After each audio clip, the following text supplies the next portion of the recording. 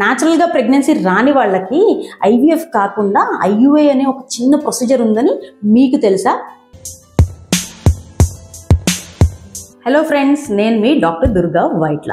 ఇన్ఫర్టిలిటీతో బాధపడుతున్న 50% కపుల్స్కి simple IUI ద్వారా pregnancy వచ్చే అవకాశాలు ఉంటాయి. అసలు ఈ ఐయుఐ అంటే ఏంటి? దాన్ని ఇంట్రా యూట్రైన్ ఇన్సెమినేషన్ అంటారు. దాంట్లో ఏం చేస్తామంటే మేల్ పార్ట్నర్ వీర్యకణాలని ఫిల్టర్ చేస్తాం. దాంట్లో డెడ్ స్పర్మ్స్, నాన్ మొటైల్ స్పర్మ్స్ని తీసేసి ఓన్లీ లైవ్ స్పర్మ్స్, మంచి మొటిలిటీ ఉన్న స్పర్మ్స్ ఒక చిన్న ట్యూబ్ ద్వారా ఫీమేల్ పార్ట్నర్ యూట్రస్లోకి పెట్టడం జరుగుతుంది.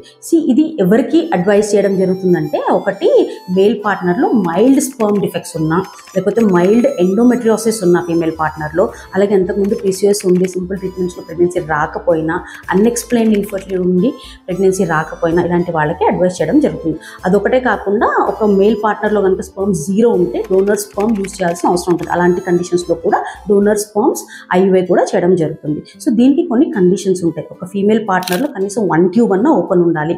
అలాగే ఫీమేల్ పార్ట్నర్ ఏజ్ 35 కన్నా తక్కువ ఉండాలి. అలాగే అంతకుముందు మేల్ పార్ట్నర్లో సివియర్ అబ్నార్మాలిటీస్ కూడా ఉండకూడదు.